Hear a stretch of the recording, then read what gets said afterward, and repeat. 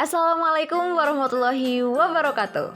Halo teman-teman, kami dari tim media pembelajaran inovatif Pendidikan Fisika Fakultas Keguruan Ilmu Pendidikan Universitas Siliwangi. Tim kami terdiri dari 3 orang. Yuk kenalan siapa aja sih?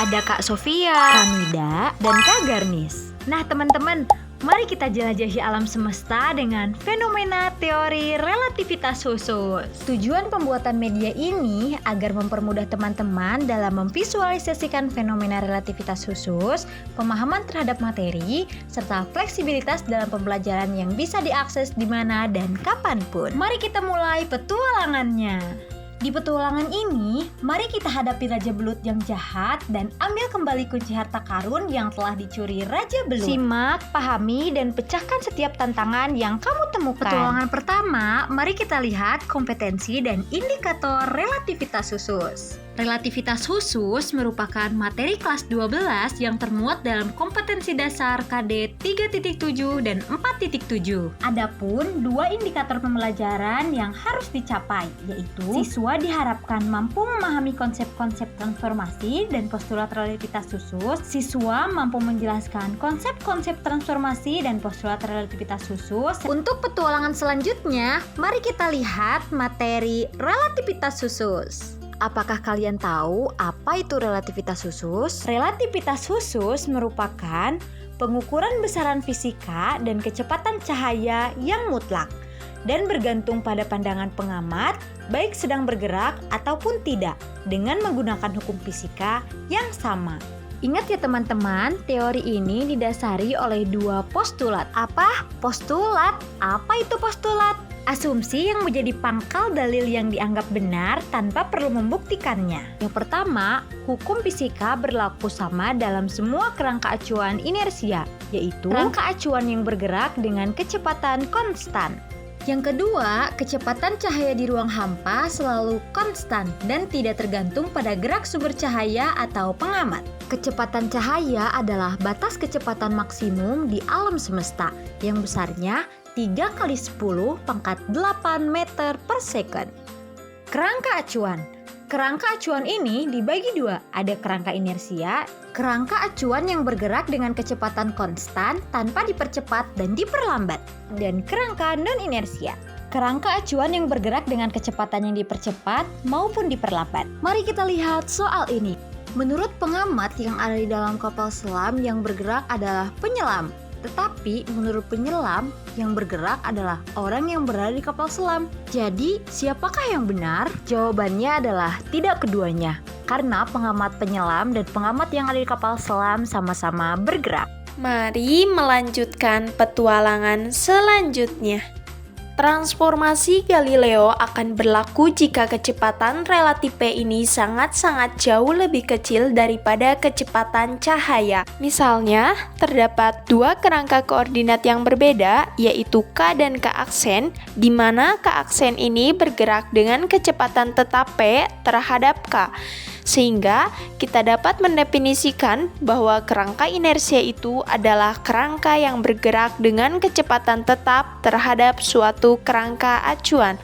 Yang di sini kita pilih kerangka acuannya adalah K, kemudian K aksen itu bergerak dengan kecepatan tetap P. Di sini kita hanya akan meninjau kerangka inersia. Maka transformasi Galileo itu berlaku pada saat kecepatan P ini jauh lebih rendah daripada kecepatan cahaya.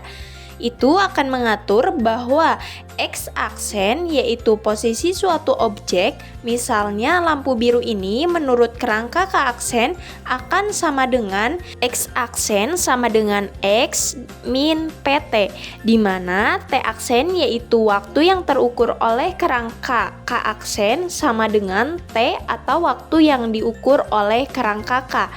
Sedangkan untuk Y-aksen dan Z-aksen itu akan sama untuk keduanya. Mengapa demikian?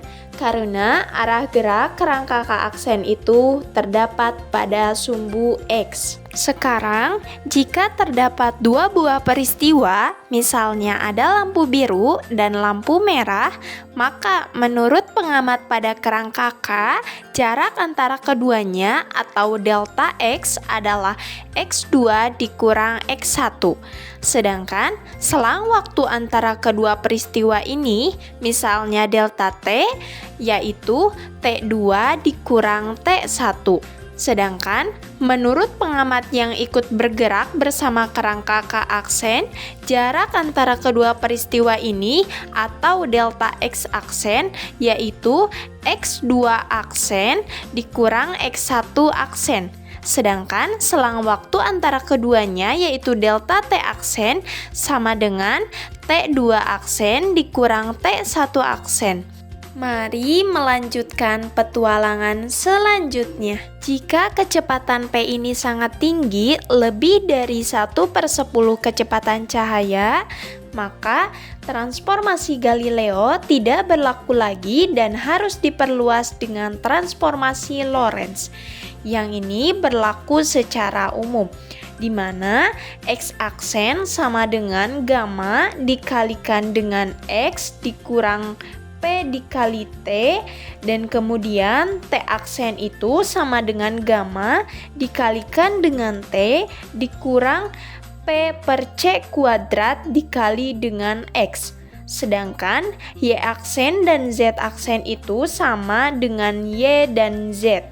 Sehingga di sini kita lihat bahwa waktu yang terukur oleh kerangka K dan K aksen itu tidak lagi sama, sedangkan tadi menurut transformasi Galileo, waktu yang terukur oleh kedua kerangka itu akan sama. Nah, kita lihat bahwa X dan T ini saling terkait sehingga kita bisa dapatkan juga bahwa X sama dengan gamma dikalikan dengan X aksen plus P dikali T aksen, kemudian T atau waktu yang terukur oleh kerangka K itu sama dengan gamma dikalikan dengan T aksen plus P per C kuadrat dikalikan dengan X aksen, di mana gamma itu adalah 1/1 min P kuadrat per C kuadrat, dan ini adalah faktor Lorentz. Mari kita lanjutkan petualangan kelima dengan evaluasi. Oh tidak, sekarang kamu ditangkap oleh kawanan Raja Belut. Yang harus kamu lakukan hanyalah menjawab pertanyaan itu dengan benar agar kamu selamat dari si Raja Belut jahat. Agar kamu terbebas, ayo kita mulai melawan si Raja Belut dan ambil kembali kunci untuk harta karun itu. Let's go! Transformasi Lorentz akan digunakan jika F lebih besar dari 0,5C, F kurang dari 0,5C, atau F kurang dari C. Apa jawabanmu? Mari kita cek apakah F lebih besar dari 0,5C. Ya, jawabanmu benar. Pertanyaan selanjutnya. Kerangka acuan yang bergerak dengan kecepatan konstan atau tetap tanpa dipercepat dan diperlambat adalah kerangka acuan bergerak, kerangka acuan inersia, atau kerangka acuan inersia. Apa jawabanmu? Mari kita cek apakah kerangka acuan inersia.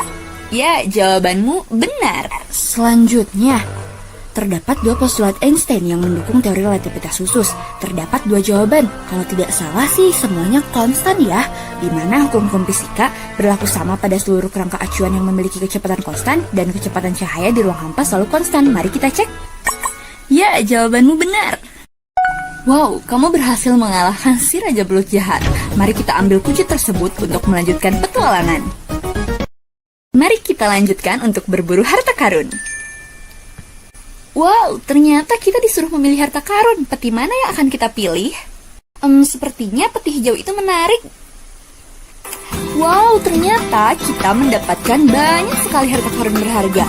Ayo kita bergegas dan bawa emas ini sampai permukaan. Nah, melalui petualangan bawah laut ini, kita dapat mengetahui bahwa suatu gerak, benda, ataupun objek ini dikatakan relatif, yang dikaitkan dengan teori relativitas khusus, yang dipengaruhi oleh dua kerangka, yaitu kerangka acuan inersia dan kerangka acuan non-inersia. Semoga materi penjelasan dari kita dapat dimengerti oleh teman-teman sekalian. Terima kasih, sampai jumpa. Wassalamualaikum warahmatullahi wabarakatuh.